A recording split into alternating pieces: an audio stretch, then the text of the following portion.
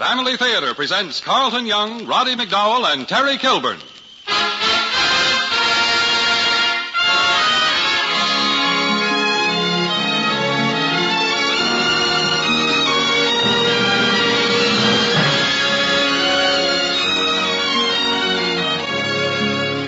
From Hollywood, the Mutual Network, in cooperation with Family Theater, presents Roddy McDowell and Terry Kilburn in Mark Twain's The Prince and the Pauper. To introduce the drama, your host, Carlton Young.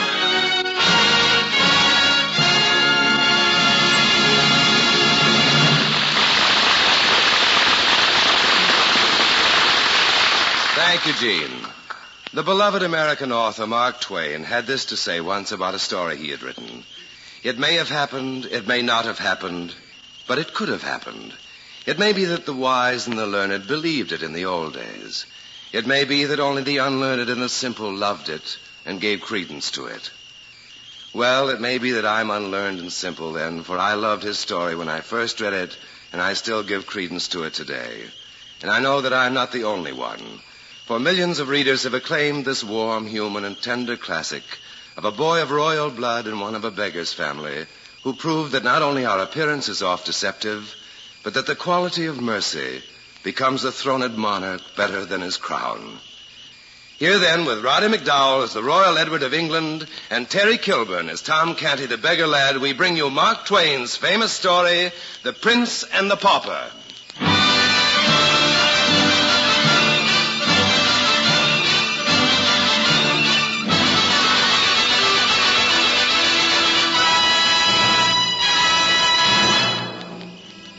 In the ancient city of London, on an autumn day of the 16th century, two boys were born. All England spoke of one of these babies, for he was Edward Tudor, Prince of Wales, someday to be crowned king. But there was no talk about the other baby, Tom Canty, except among the family of paupers whom he had just come to trouble with his presence.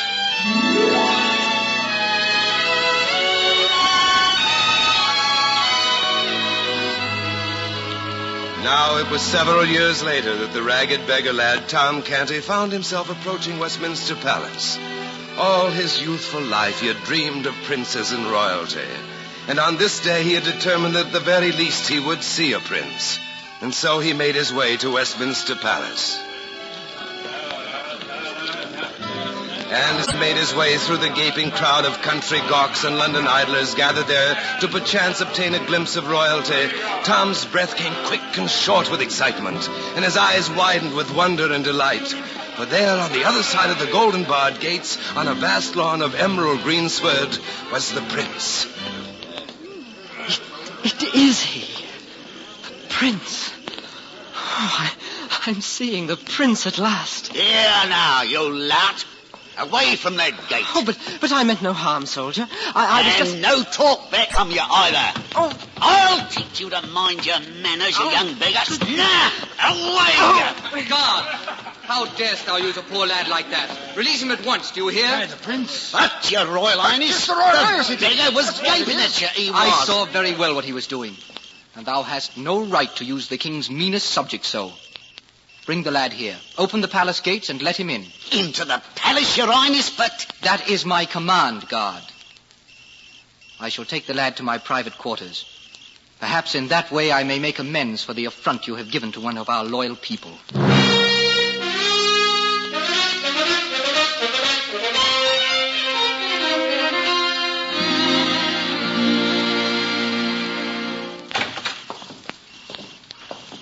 Here, lad. We shall both have privacy and comfort here. Pray to sit down. Oh, but your Royal Highness... Sit down, lad. Well, thank you kindly, sir. What is thy name, lad? Tom Canty, to please thee, sir. And where dost thou live, Tom? In the city, please thee, sir.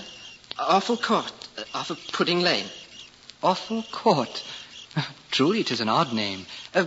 Tell me more of this court in which you live. From your appearance, it cannot be a very merry place. Oh, it's not too bad there, sir. There be punch and Judy shows betimes, and antic monkeys, and we lads do strive against each other with cudgels sometimes. Sayest thou, lad? Tell me more. Well, in the summer we wade and swim in the river and splash and duck each other in the water, diving and tumbling and having great sport. Mary, I would like that. It sounds glorious. If I could but clothe me in raiment like thine and strip my feet and revel in the mud once, just once, with none to rebuke or forbid me, why... And if I could clothe me once, sweet sir, as thou art clad, just once. So be it, lad. Doff thy rags and don these splendors. Oh, your highness, you mean... Well, why not, lad? We shall change raiment and have the moment's happiness. And change again before anyone come to molest. Quickly now, let us exchange.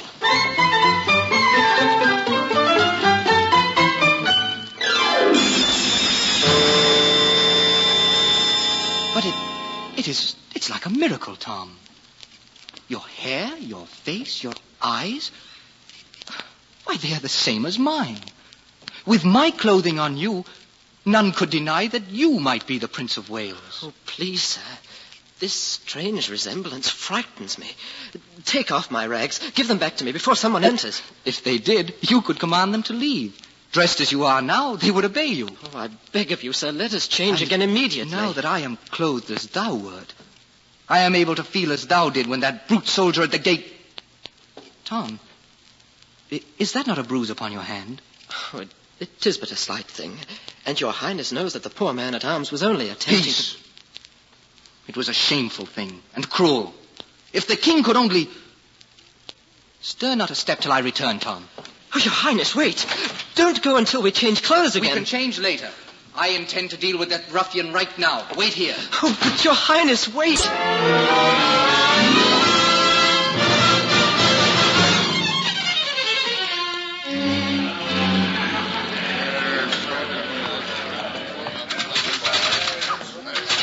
Guard, open this gate. Unbar it at once. Aye, that I will. I'll teach you to maltreat the subject of... Take that, you beggar spawn, for what you got me from his highness. You dare to strike me? You dare to touch the person of the Prince of Wales? The Prince of Wales, sayest thou? I, your prince, and thou shalt hang for laying thy hand upon me. Thou shalt have me hanged, you beggar. Ha! You hear that, friends? The lunatic lat thinks himself the Prince of Wales. I am the Prince of Wales. Oh, of course, your Royal Highness. If thou sayest so. Off with you now, you crazy beggar. Take your hands off me. I shall have you hanged. I am the prince. Hold. Hold, ye scoundrels. What are ye, a pack of kennel rats, to be thus staring at this poor lad? Oh, it's just none of your affair, meddler. Be gone with you, lest we give you a taste of our metal, too. If 'tis taste you speak of, if 'tis tastes, perhaps then ye have some for the edge of my blade. I shall be happy to accommodate any who ask. So you're not eager, then? Very well, be off with you. The lad remains here with me. I am beholden to you, sir. What is your name, pray? I am Miles Hendon, lad. I am Edward, Prince of Wales. You shall be well rewarded for your actions this day. Why, thank you, your highness. You laugh at me. You do not believe. No, I do not laugh at you. There is no laughter in pain and misfortune. Nay, come with me, lad, to my lodgings for rest and a bite to sup. And tell me there of these adventures that have befallen thee. Very well, Miles Hendon. The prince shall accept your gracious hospitality.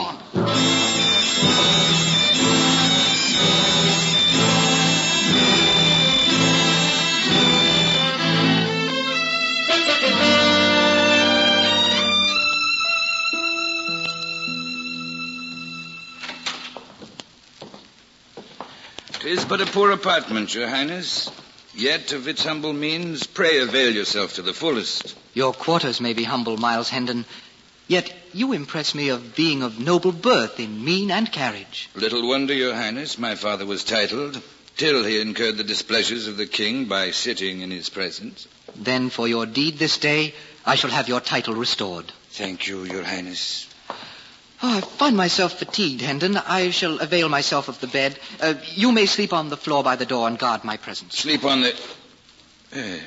yes. Yes, as you wish, Your Highness. Prithee, call me when you have obtained food and the table is spread. Of course, Your Highness. Poor unfortunate lad. His mind must be touched through ill usage. Why should I not be his friend and aid him in his malady? I, as an elder brother, I shall watch over him and guard him. Even though it be on this barren floor rather than on my own bed. I wonder what transpires in that poor, disordered mind.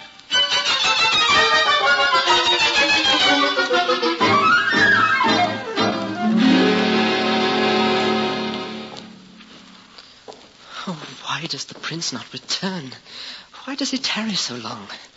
If someone should enter here whilst I am arrayed in his clothes, it would be worth my head. Good day to ye, dear cousin. Cousin?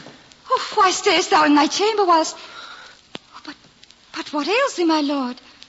Art thou ill? Art thou... Oh, please, my lady, be merciful. I am not thy lord, but only poor Tom Canty of Offal Court. Find the prince, I pray thee, that my rags may be returned, and I may leave. I beg of thee, my lady. On my bended knee, I beg of thee. Oh, my lord. On thy knees? To me? What sort of joke is this? Oh, 'tis no joke, my lady. I swear it. They will hang me for this. Are you mad, cousin? Have you lost your mind that you should... Oh, lost you... Oh, my lord. Oh, your highness. Oh, my lord.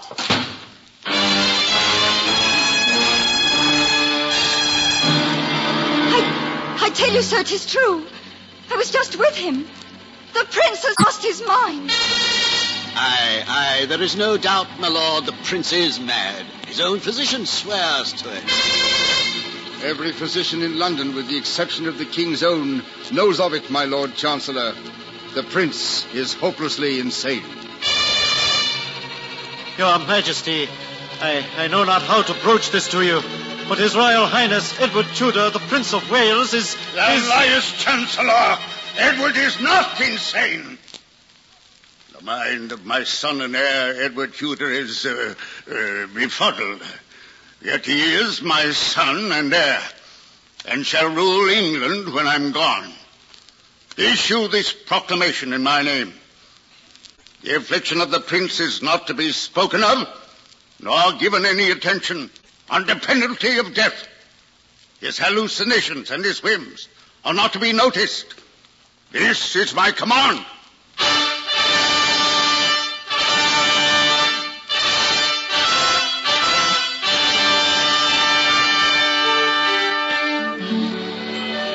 Why dost thou not prepare to sup, cousin? Thou seemest so preoccupied. Sup? Oh, how can I have appetite, my lady? If only someone would believe me ere it is too late, before some tragedy occurs. But... What is that, Lady Jane? Are we to have music? Not so, your highness. 'Twas sounded for the presence of the Lord Chancellor. Your Majesty. Majesty? Your Majesty. May I have permission to make an announcement of gravest import? Why, yes. Pray do. Noble lords and ladies, I bring you the gravest of tidings. The king is dead. The king is dead. Long live the king! Long live the king! Long live the king? Oh, but Edward is not here. Then I am the king. Yes, Your Majesty. You are the king, ruler of all England.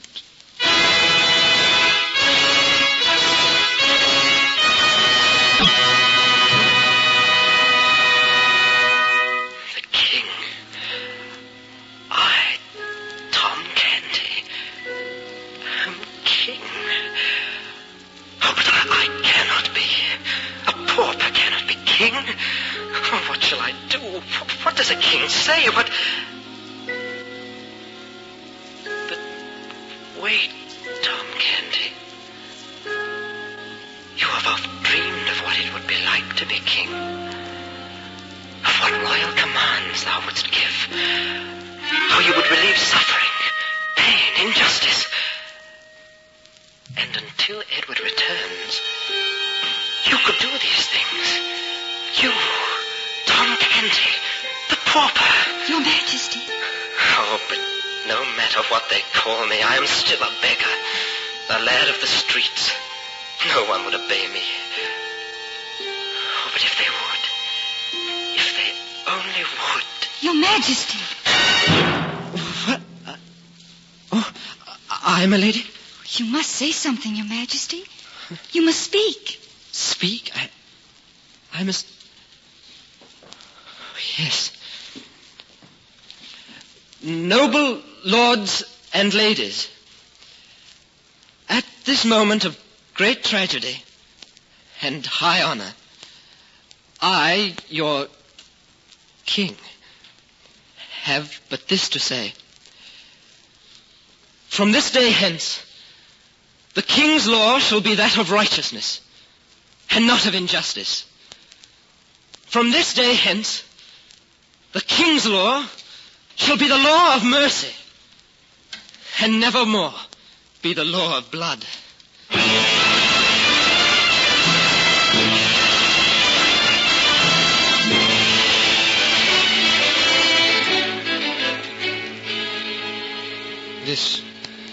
This is tragic news you bring me, Miles Hendon. The king, my father, is dead. Aye, your Majesty.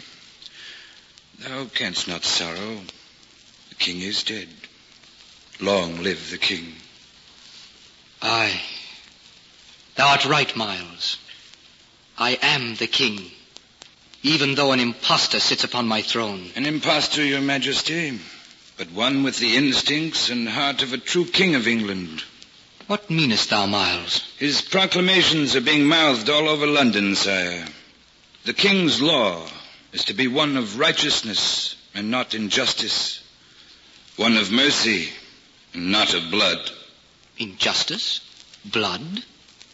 Surely these were not the laws of the land under my father. Were they not, your Majesty? I refuse to believe this, Miles. Thou must prove these words, lest I again remove your titles when I have returned to the palace and assumed my rightful throne. Very well, your Majesty, I shall prove them to you. In the slums of London, in its prisons. Aye, your Majesty, I shall prove it to you. So that if someday you do become king, your intentions shall be as good as those of him who now sits upon your throne.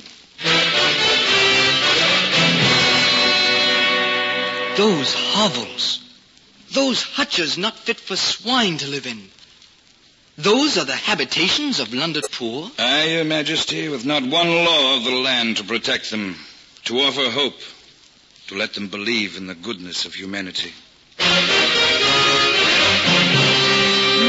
No, I cannot believe. That woman to be burned alive, and solely because she worships God in a different form. These things cannot be, Miles. I shall change them. I must change them. As King of England, I cannot allow these crimes against humanity to continue. King thou might be, your Majesty, but thou art forgetting that another sits upon thy throne. I had forgot. A pauper has taken my place. How can a beggar rule with the wisdom of royal blood? How can a pauper have the heart and soul and kindness of a prince? Mercy is not the prerogative of royalty alone, nor kindness only within the hearts of princes. You yourself are proof that a prince oft deceives. I pray you, your Majesty, do not judge the pauper till his guilt or innocence be proved by his deeds.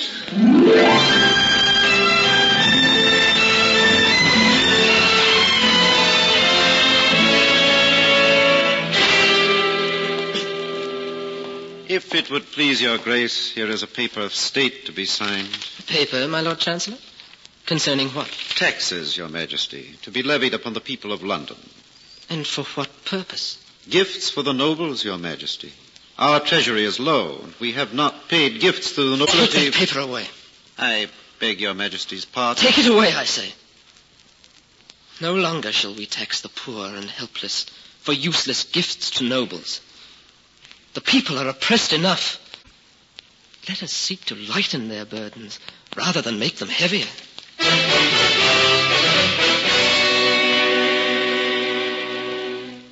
Why is your Majesty so unhappy? Never has a king been more loved and respected. And they say more people are coming to your coronation than have ever come before. My coronation, my lady? It is not mine. They come to pay homage to an impostor. If only I could find him. If only I could find the true king. You still cling to your hallucinations, sire. So sincerely that sometimes I believe you. But how can I? There is a nobility in your face that cannot be denied. There is no nobility in my heart, Lady Jane. Only guilt regarding him who was tricked by fate. If a trick of fate it be, Your Majesty, then your coronation tomorrow shall surely guarantee its continuance. If so, my lady, I can only pray that I shall be worthy of it.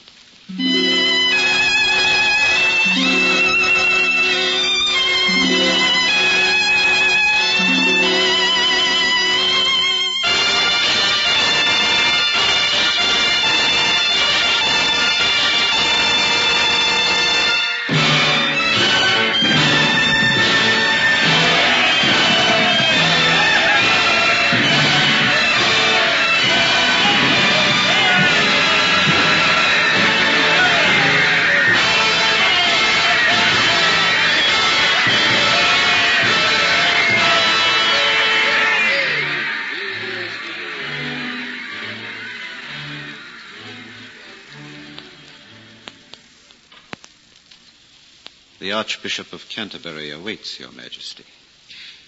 Very well, Lord Chancellor. Let us proceed.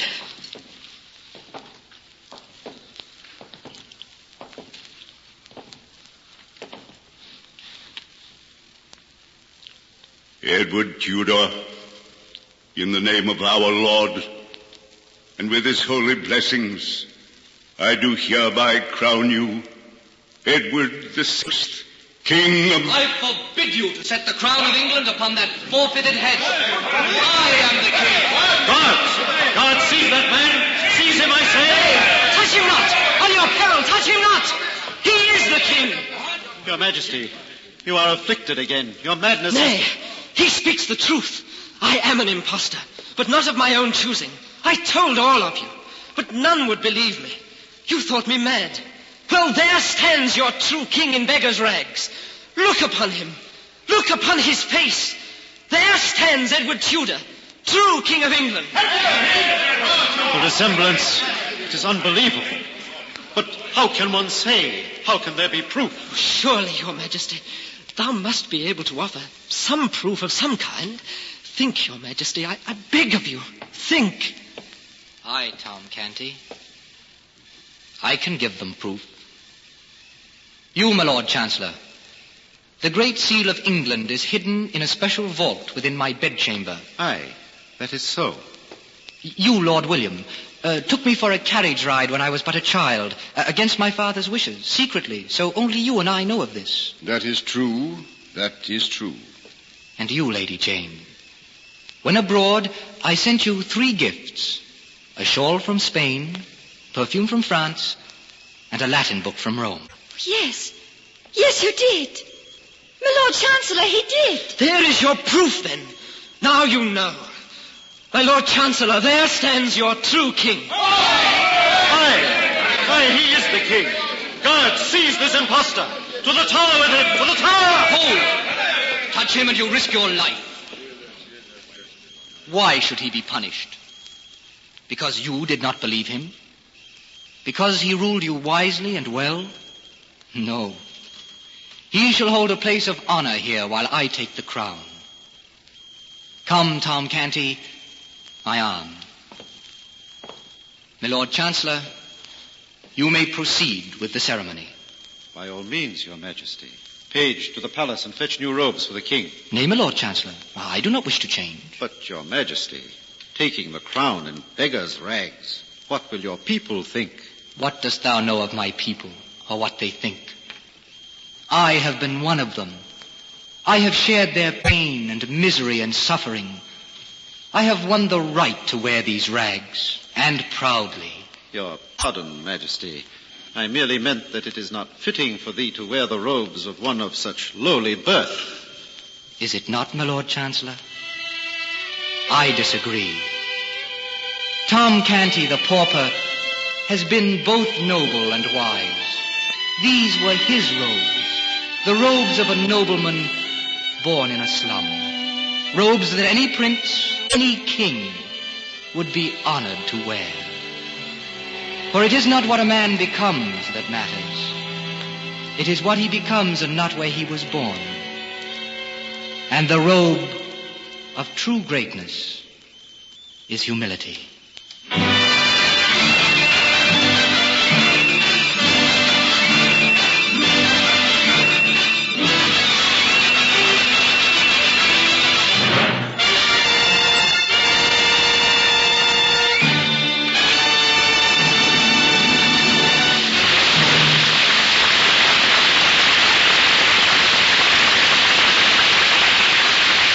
Charlton Young again. What an echo Mark Twain sent ringing down the years with the words, "Mercy is not the prerogative of royalty alone, nor kindness only in hearts of princes." Our very thinking about these words truly becomes a prayer. For what was true of the prince and true of the pauper is true of all of us.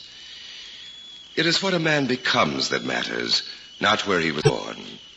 And while we speak of prayer, we want to mention a particular kind of prayer. Family prayer.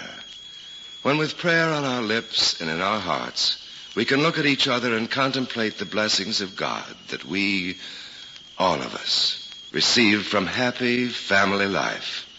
The blessings that come when a family that prays together stays together.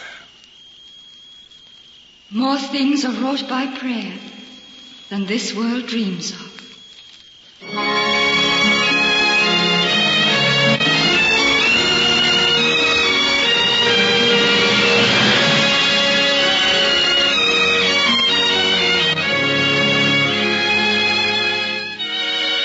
From Hollywood Family Theater has brought you Roddy McDowell and Terry Kilburn in Mark Twain's classic, The Prince and the Pauper, with Carlton Young as your host.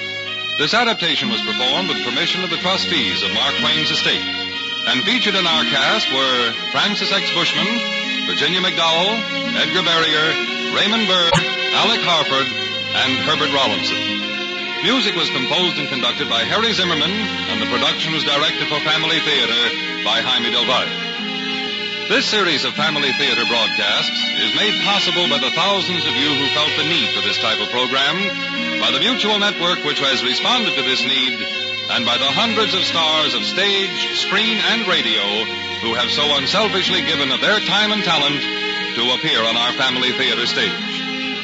To them and to you, our humble thanks.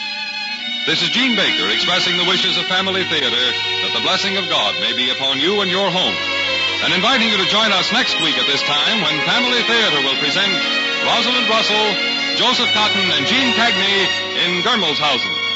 Join us, won't you?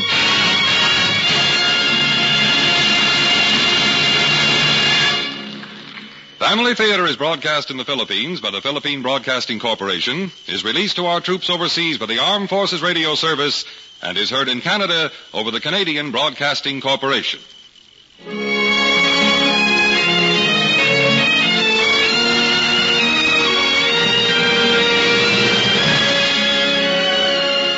This is the world's largest network, the Mutual Broadcasting System.